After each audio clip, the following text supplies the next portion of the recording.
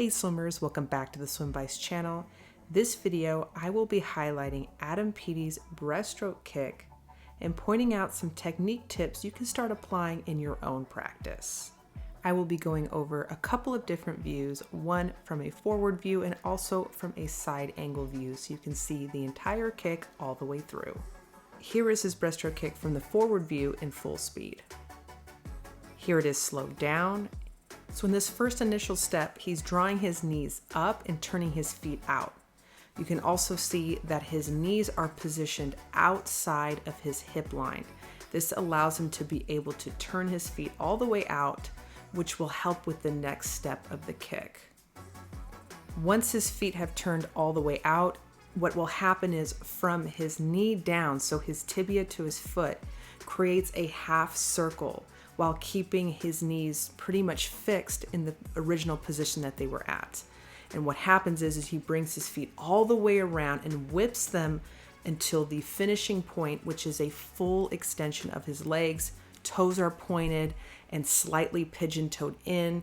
He actually probably has contact of his feet together, as you see in this freeze frame as well. And that creates that streamlined position and a very powerful kick. So think of really the lower part of his leg from his knee down creates a more of a whip-like motion, but in order to get in that position, he has to turn his feet all the way out. If you're new to the channel or you've been watching my content, be sure to hit the red subscribe button below. That way you stay notified for new content weekly and you also show your support for the channel.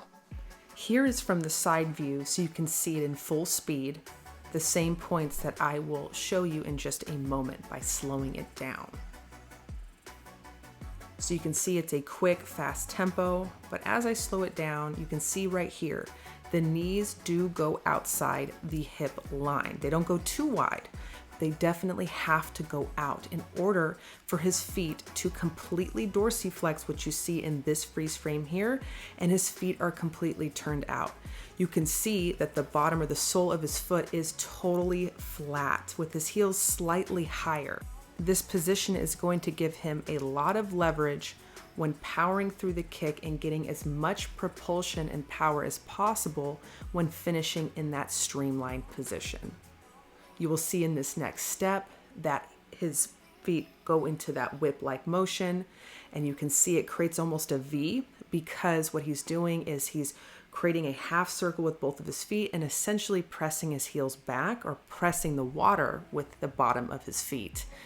Then finishing in a full streamlined position, which you'll see in just a moment, where his legs are fully extended, toes are pointed but completely flush with each other, and that creates that streamlined length, and this is where he's getting enough glide forward after finishing a very powerful kick.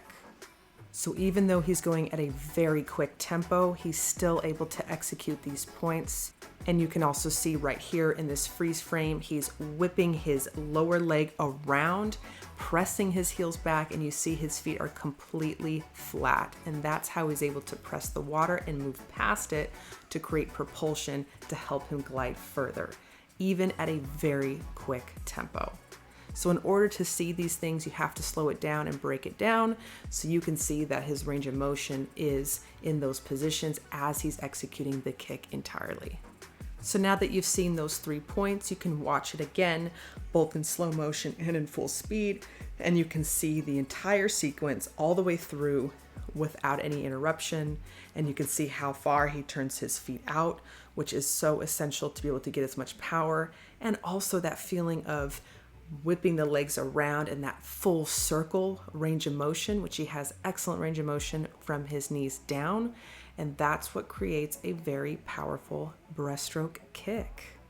So if you're watching this video and you're working on breaststroke, apply some of these principles the next time you go to the pool and let me know how it goes in the comments below.